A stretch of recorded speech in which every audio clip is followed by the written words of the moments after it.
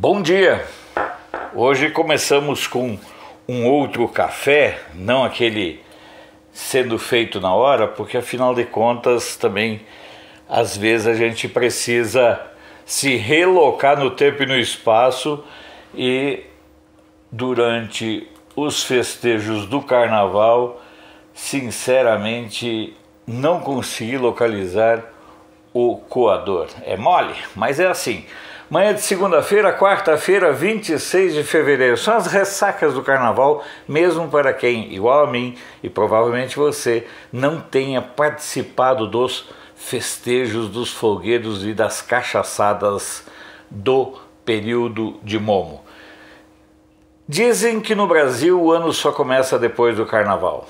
E olha, esse novo ano que se avizinha é aterrador, assustador e preocupante para todos nós brasileiros.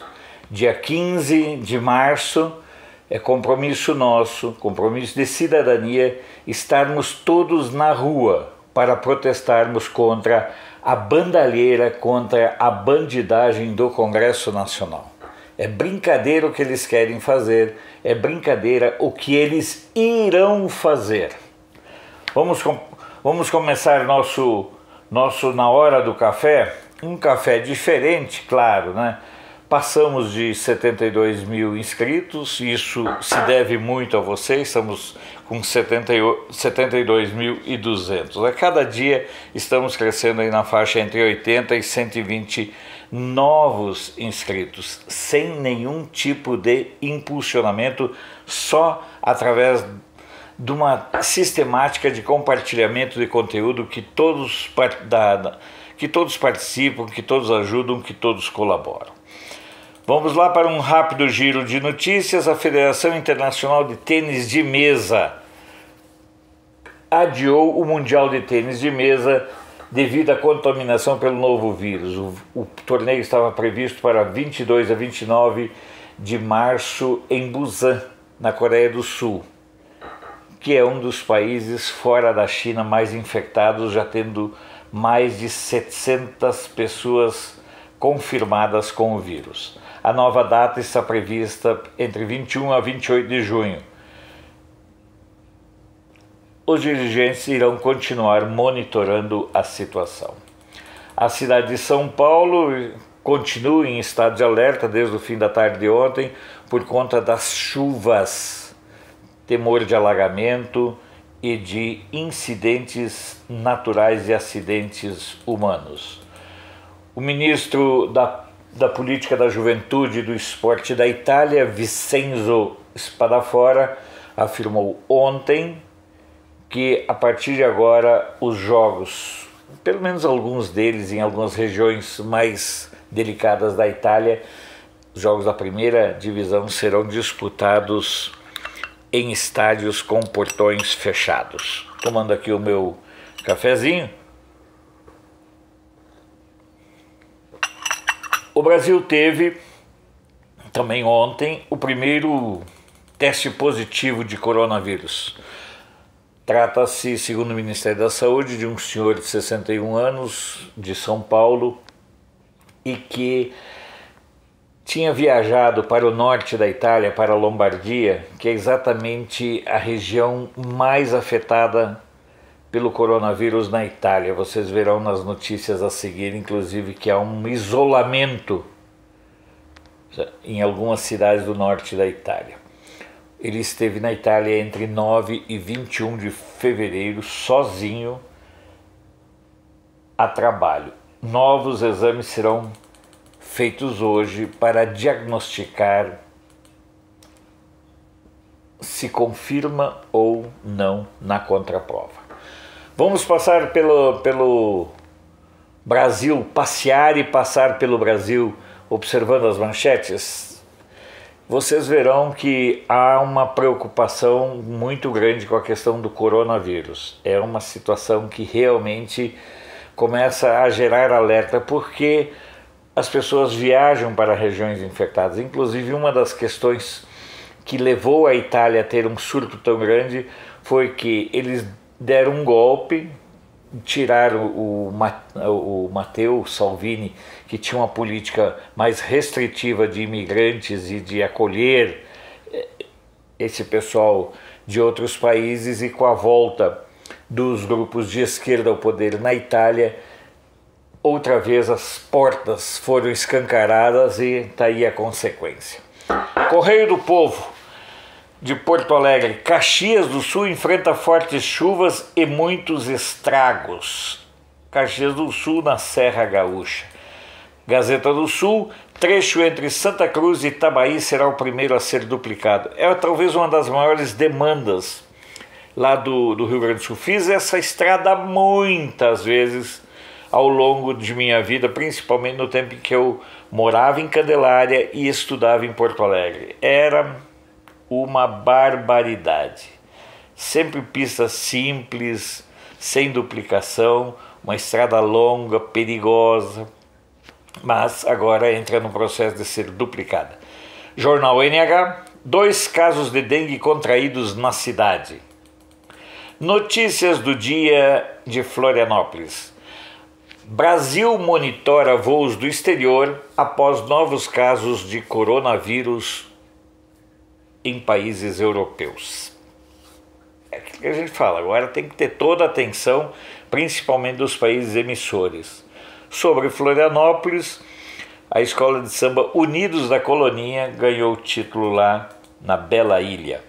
Gazeta do Povo: o que o passageiro pode ganhar e perder com a liberalização dos ônibus interestaduais. É uma questão muito delicada, porque outra vez a gente está observando que a ANTT, que uma agência reguladora do governo, não está nem aí para os direitos dos passageiros, está só interessado do ponto de vista comercial. Outra vez, quem menos está contando nesse jogo aí da ANTT para a liberalização dos jogos são as empresas já estabelecidas, algumas com mais de 50 anos, e a questão dos direitos dos passageiros. O buzzer é muito bom, mas o buzzer não dá garantia, não dá nada para o usuário do ônibus. Não tem as cotas de idosos, não tem nada. Depois reclamam quando a gente fala mal das agências reguladoras. Folha de Londrina: retrato da década mostra Aedes adaptado e combate obsoleto. Diário dos Campos, lá de Ponta Grossa: 62% dos brasileiros com cartão de crédito preferem parcelar compras a pagar à vista. O empresariado brasileiro é que gosta disso, não é o consumidor. Se desse um desconto digno, decente e honesto para quem paga à vista, certamente o brasileiro iria preferir pagar suas compras à vista. O problema é que se você paga à vista ou parcelado, é a mesma coisa. É muito comodismo também do empresário brasileiro, que prefere o comodismo e a reclamação. Jornal do Comércio de Recife: Secretaria de Saúde confirma primeiro caso suspeito de coronavírus em Pernambuco. Olha, coronavírus dominando todos os jornais, inclusive de todas as regiões do país. O Fluminense de Niterói: mortes por coronavírus na China passam de 2.660. Outra vez coronavírus, olha aí. Folha Vitória: César, Secretaria Estadual de Saúde, investiga primeiro caso suspeito de coronavírus no Espírito Santo. Tribuna do Norte, vamos lá, Tribuna do Norte de Natal: resultado da inscrição para a FIES será divulgado nesta quarta-feira. Então, muita atenção, resultado hoje. Correio da Paraíba: INMET renova alerta de chuvas para 64 cidades da Paraíba. Olha, é chuva por todo lugar. O Liberal de Belém: gastos em dólar no cartão mudaram e a cobrança passará a ser com cotação do dia da compra. Havia uma oscilação, havia essa possibilidade, mas estava todo mundo cobrando do dia do fechamento da fatura. Agora é no dia da compra. A região de Itabuna: Bahia tem 3 internações suspeitas de coronavírus. Uma delas é de uma freira que veio da Itália e chegou a Jequié com sintomas da doença. A Itália está sendo o grande emissor do coronavírus para o Brasil. Tribuna da Bahia, reforma administrativa está pronta, diz Bolsonaro. Ei, vem chororô, vem mimimi, vem de tudo que é jeito. Cruzeiro do Sul de Sorocaba, linha expressa entre Sorocaba e São Roque começa a operar no dia 29. A Tribuna de Santos, projeto vai otimizar tráfego de navios com tecnologia no Porto de Santos. A operação nos portos brasileiros, via de regra, é bastante obsoleta e dominada por corporações, por grupos que dominam determinadas áreas de manobra dos navios. Enfim, são os guetos que foram sendo formados ao longo do tempo. Correio Popular. Criação de empresas cresce 19,4% em 2019 em Campinas. Maior avanço na cidade foi na faixa de negócios de pequeno porte. Diário do Nordeste de Fortaleza. Comissão de negociação tenta acabar o motim. Ceará registra 170 homicídios durante 6 dias de paralisação de PMs. O que eu acho mais interessante e revelador é que estão acusando o Moro pela greve nas PMs e os problemas nas PMs nos estados dominados, comandados e geridos pelo PT.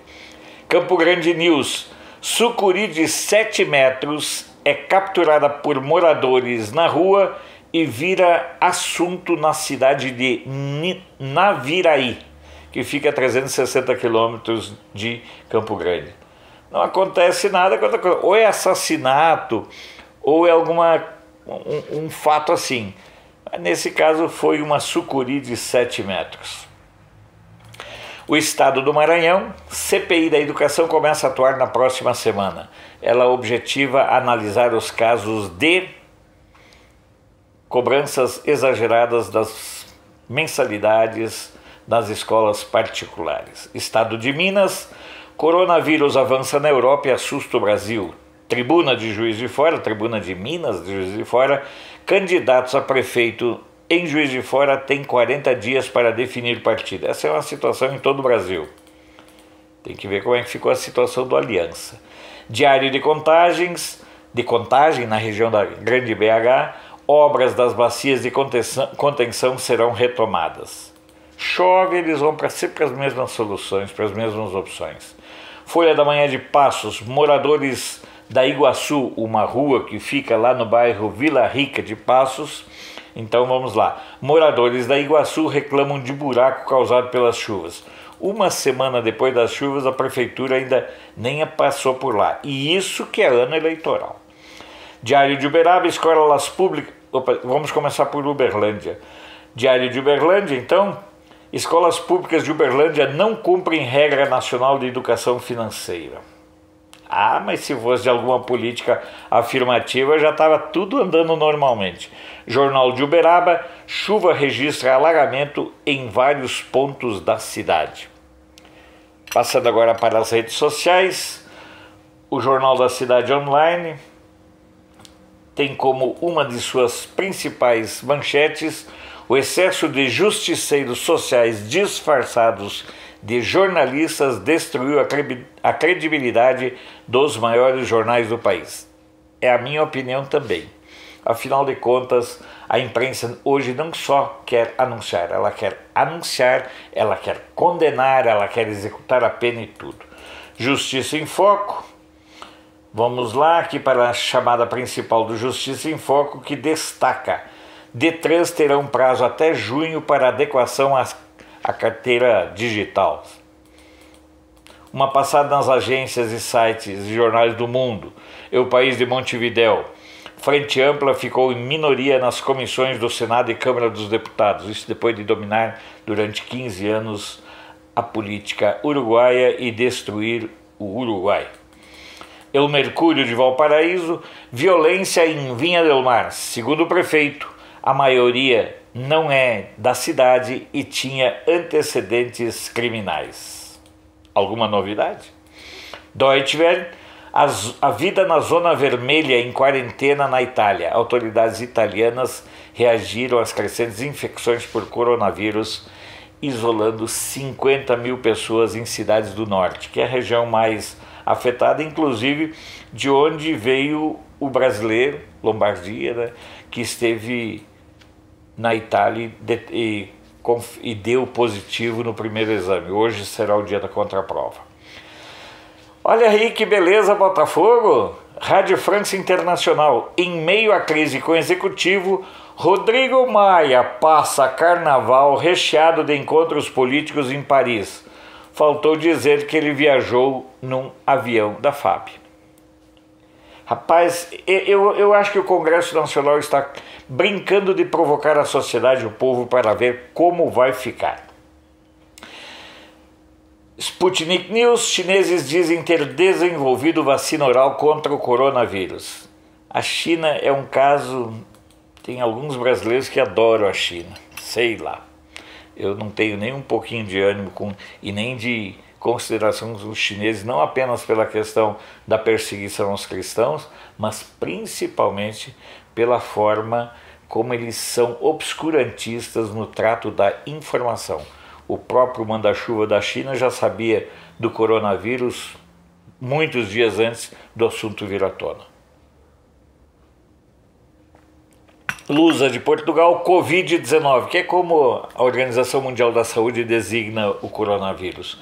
Não há portugueses entre os 1.000 turistas isolados num hotel das Canárias. ANSA, Brasil inclui Itália em lista de alerta para coronavírus. Claro, no caso lá da Bahia, da freira que chegou, do rapaz, do senhor lá em São Paulo, muito simples. Financial Times, chefe de comércio da União Europeia, diz que mini acordo com os Estados Unidos está ao alcance. As pessoas não gostam do jeito do Trump negociar, mas ele está conseguindo. La Vanguardia lá de Barcelona, a mesa de diálogo sobre a Catalunha começa em clima de ceticismo. A Itália é uma colcha, a Espanha é uma colcha de retalho de ódios nunca resolvidos. É muito complicado. Para finalizar, qual a sua opinião sobre a Damares? Eu a respeito, admiro e considero como uma voz que dignifica a mulher e o povo brasileiro. Quando me perguntam quais os ministros do governo Bolsonaro que eu realmente gosto, respeito e admiro, eu considero sempre 5 nomes: Damares, Weintraub, Salles, Ernesto Araújo e o Moro. E o Tarcísio. Eu vejo muita dubiedade nas ações do Tarcísio em relação à NTT. Então, caiu muito na minha cotação essa questão dele estar muito refém, principalmente da NTT e das agências reguladoras.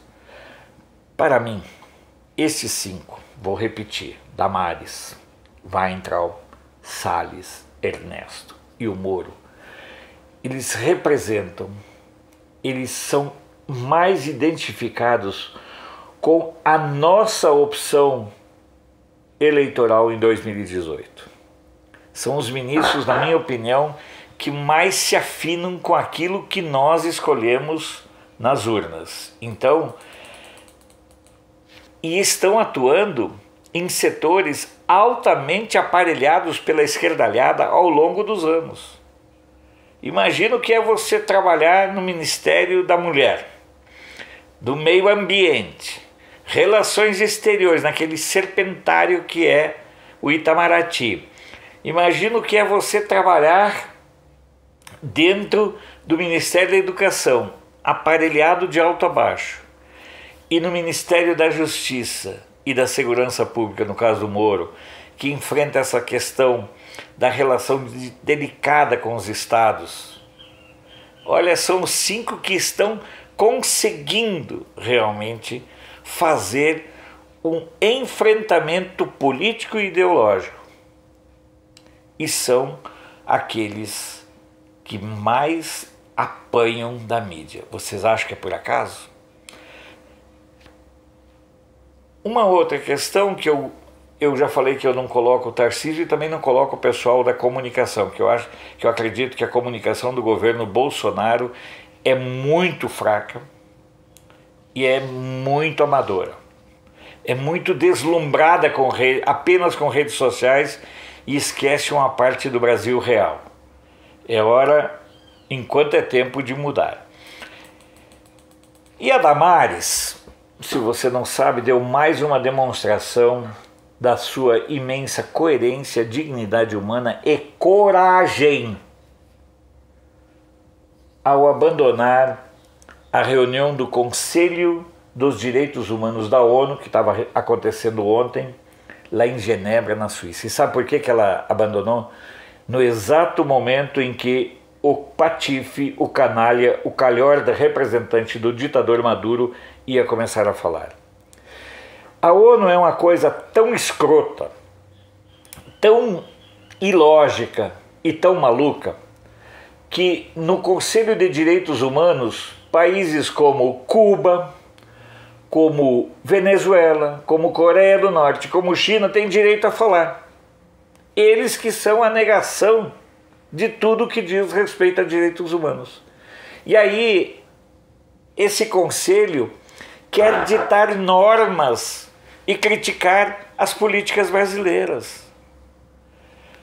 A Damares fez muito bem em abandonar a reunião, porque ela tinha feito um discurso pouco antes denunciando que o Brasil acolheu 1 milhão de venezuelanos que estão fugindo do terror, do crime, do narcotráfico e da falta de perspectiva. Estes caras, estes bandidos da esquerda destruíram a Venezuela e queriam destruir o Brasil também e não conseguiram. Pois bem, o representante do assassino, do narcoditador Maduro, começou a falar e com total correção a Damares virou as costas e foi embora.